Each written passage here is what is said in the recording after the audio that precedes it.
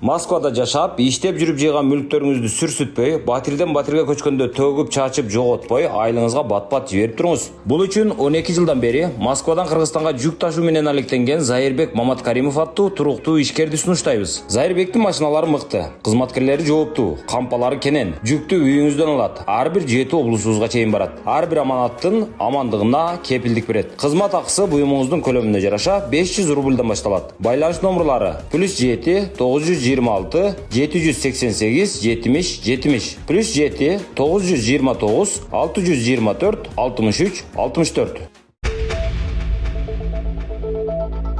Окууга эч качан кеч болбойт. Ошто 88 жаштагы студент Мамат Кулматов окуусун аяктады. Ош мамлекеттик университетинин медицина факультетинин 88 жаштагы студенти Мамат Кулматов фармацевтика адистиги боюнча окуу жайын ийгиликтүү аяктады. Бул тууралуу ЛТР каналы жарыялады. Анда айтылгандай, ал 76 жашында Харавандагы медициналык колледжге тапшырып, 79 жашында аяктаган. Кийин университетке тапшырган. Кулматов окууга барууну апасына берген убадасы үчүн чечкен. Апасы оорудан каза болгондо дарыгер болууну максат кылган деп жазылат маалыматта. Ошмо жетекчилиги аны окуу акыдан бошотулуп, жатакана менен камсыздап, толук шарт түзүп берген. Окууга эч качан кеч болбойт, дейт Мамат Кулматов. Абактагы жаран фейк аккаунт менен бийликти басып алууга чакырык жасап келген. Улуттук коопсуздук мамлекеттик комитети абактагы жаран Facebook социалдык тармагында бийликти күч менен басып алууга чакырык жасап келгени аныкталганын билдирди. Атайын кызмат 44 жаштагы жаран алып качар салып качар аталышындагы фейк аккаунту менен январь айынан бери коомдук саясий кырдаалды туруксуздаштырууга багытталган чагымчыл маанайдагы материалдарды социалдык тармактарга жайгаштырып келгенин белгиледи. Топтолгон материалдардын негизинде ага карата 2-июнда массалык башаламандыкка чакыруу жана бийликти күч менен басып алууга ачык чакыруу беренелер боюнча кылмыш иши козголгон.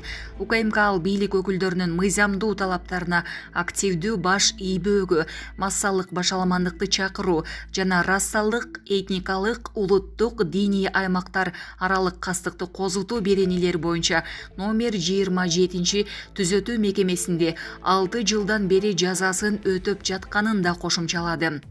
Шектүү абакта жаткан жылдары журналист Болот Темиров менен тыгыз байланышта болуп, ага жазаларды аткаруу мамлекеттик кызматынын ичиндеги абал тууралуу маалыматтарды берип келген жана андан тиешелүү тапшырмаларды алып турган.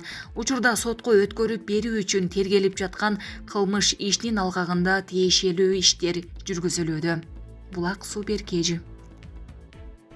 Мамдума мигранттардын балдары тууралуу маалыматты Ички иштер министрлигине берип туруу долбоорун карайт.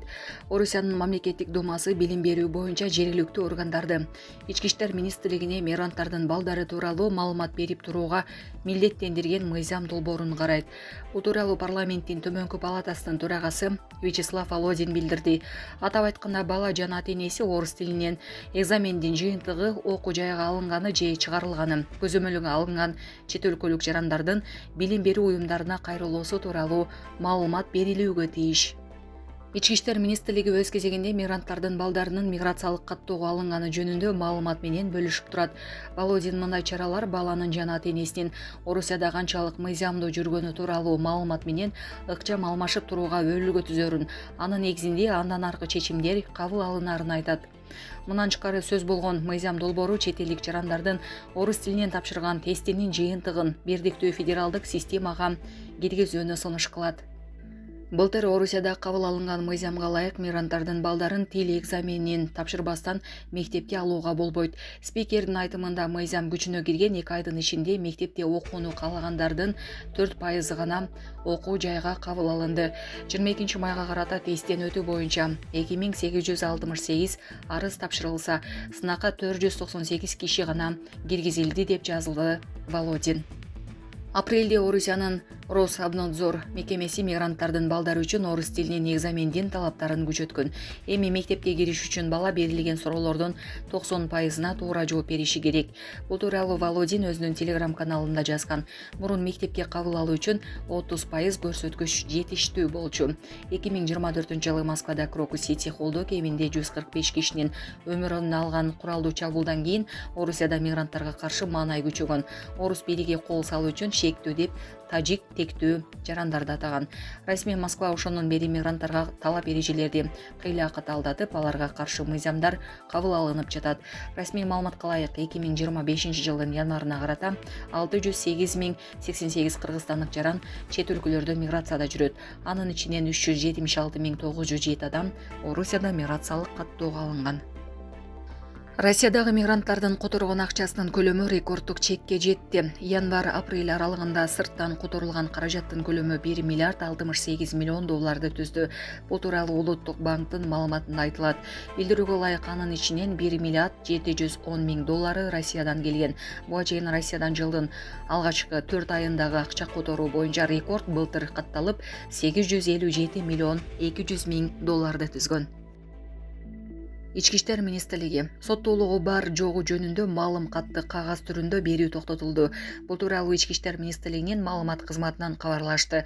Ага ылайык кызмат 14-апрелден тарта Ош, Бишкек шаарларында, ал эми 1-майда өлкө боюнча онлайнга өткөн. Соттолбогону тууралуу маалым катты түндүк аркылуу алуу жол жобосун төмөнкү видеодон көрө аласыз.